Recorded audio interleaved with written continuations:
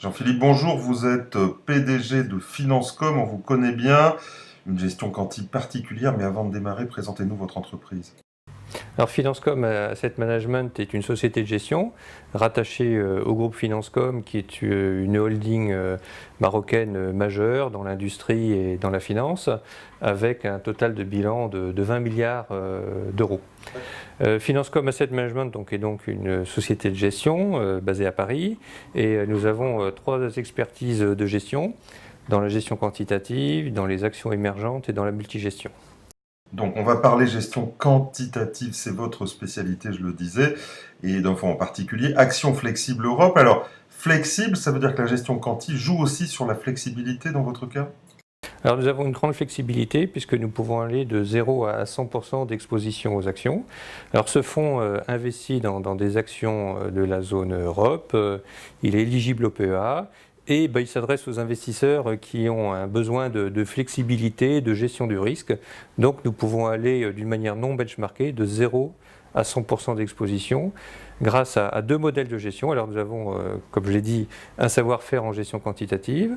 Un premier modèle permet de faire une sélection de titres selon des critères quantitatifs et puis un deuxième modèle va allouer entre le sans risque et l'action, donc pour avoir une exposition aux actions allant de 0 à 100. Alors, vous savez que j'aime bien rentrer sous le capot, donc pour comprendre comment ça marche. Et la gestion quanti, ça veut dire aucun sentiment. Vous êtes donc Terminator. Donc, expliquez-nous comment ça marche, quels sont les déclics et comment fonctionne le modèle. Oui, tout à fait, avec plaisir. Donc la gestion quantitative, c'est d'abord, ça consiste à élaborer un processus de sélection de titres, d'allocation, à partir de calculs sur des données, des cours de bourse. Et nous ne faisons pas de prévision de marché, pas d'analyse, c'est un savoir-faire que nous n'avons pas, qui est complexe compte tenu de nombreux événements, de nombreux investisseurs, de multiples causalités sur tous les événements.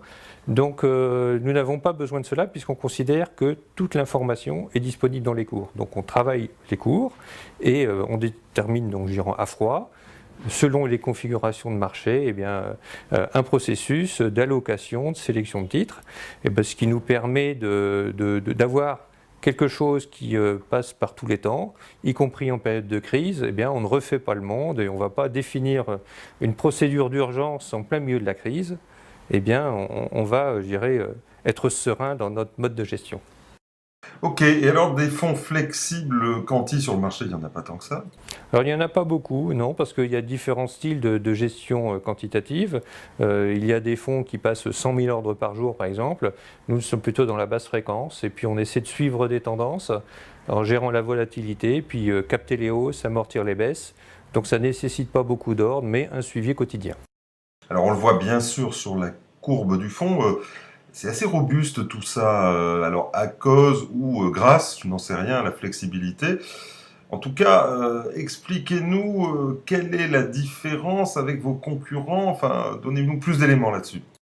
Parce que nous sommes robustes, c'est-à-dire qu'on a réfléchi bien en amont sur ce que nous pouvons faire dans toutes les configurations de marché et nous avons aussi une grande souplesse, nous n'avons pas de benchmark, on peut aller de 0 à 100, donc ça c'est vraiment un avantage et puis surtout, je le redis, on gère le risque. On essaie de préserver la performance passée de notre portefeuille. Et donc ça, c'est vraiment quelque chose qui est spécifique à Financecom AM. Alors vous m'expliquez, l'émotivité chez vous, c'est avant, on réfléchit avant, on fait le modèle, et puis une fois qu'on est dans la crise, on applique sans aucune émotivité pour être juste. Oui. Et ça, c'est très important.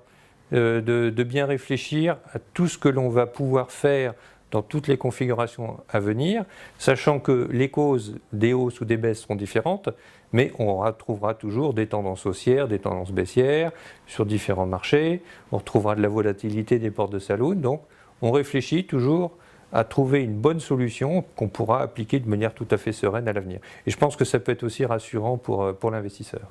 Et dans le stress, vous appliquez. Oui, tout à fait. On ne refait pas le monde.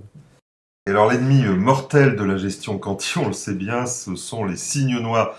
Et là, il y en a un peu en vol, est-ce qu'il n'y en a pas qui risquent d'arriver dans le cockpit? Ce sera pour tout le monde.